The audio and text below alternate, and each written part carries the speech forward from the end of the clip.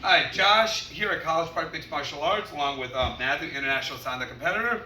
We're going to be going through sort of an overview of the rules, how a match goes, and scoring criteria and scoring techniques for Sanda, otherwise known as Sanshao.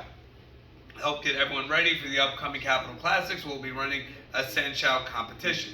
Sanshao will take place on the Lei Tai, which is an elevated platform that has no barriers. It's sort of a free-floating platform with padding on the side. Rounds are 2 minutes with a 1 minute rest in between. It is at best 2 out of 3. So, unlike a Muay Thai or a boxing match where it always goes to length unless there is a knockout or TKO, if you win the first 2 rounds in a Sanshao match, you automatically win the match. Now, how can you win? You can win by points, which are scored with strikes and takedown. Defense is not scored. You can score with also knocking someone out of the ring. Knocking someone 3 times out of the ring is the equivalent of a standing 8 count. The 4th knockout or knock through out of the ring will be counted as a TKO. Now, we are going to go into the legal scoring attacks in Sanshao. Alright, here with Matthew. International Sanshao will wear headgear and chest protections, which do not have. There are no shin guards anymore in International Sanshao. Scoring hand techniques. All punches to the head and body. Jab to the head, jab to the body. Cross to the head, cross to the body. Hooks.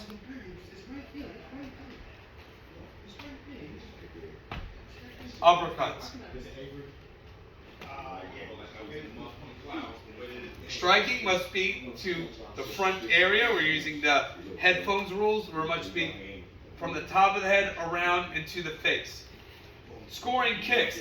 He has inside and outside leg kicks. Body kicks.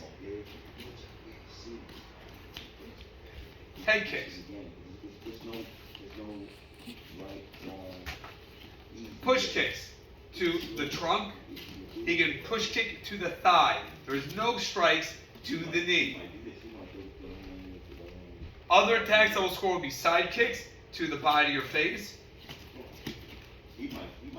Spinning hook kicks that land with the foot or heel. Spinning back fists that land.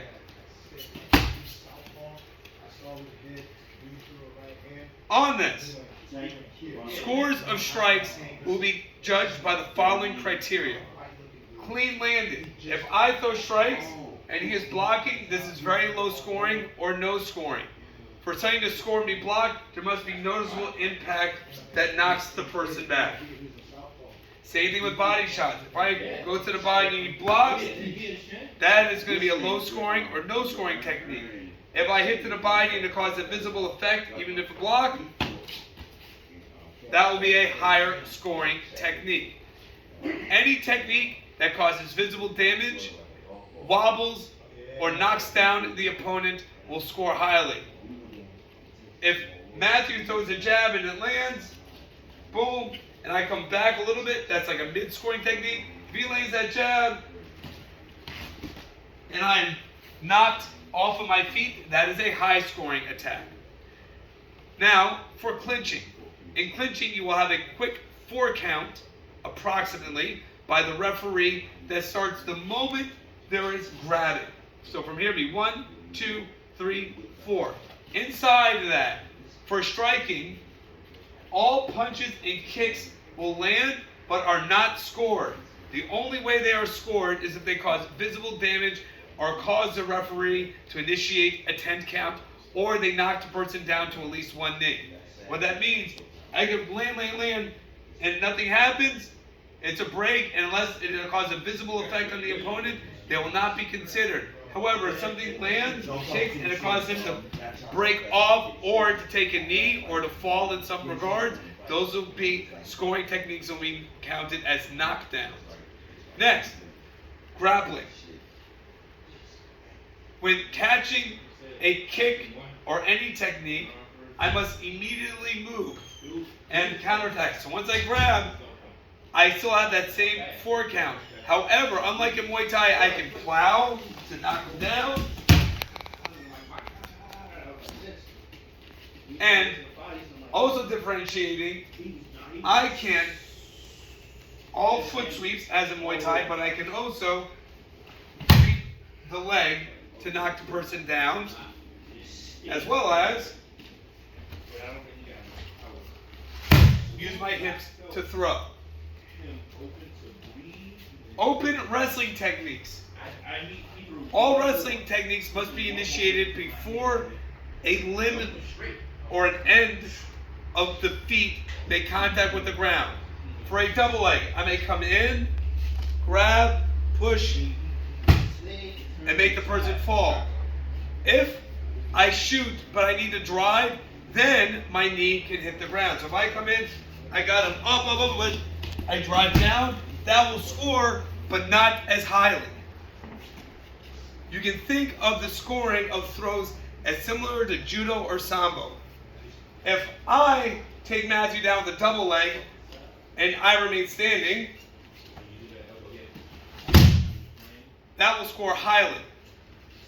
If I take the double leg, but Matthew pulls me down with him,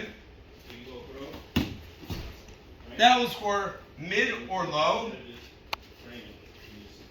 And if I score, if I shoot, but then I have to drive to come in here, that will also score low. On throws, foot sweeps, such as,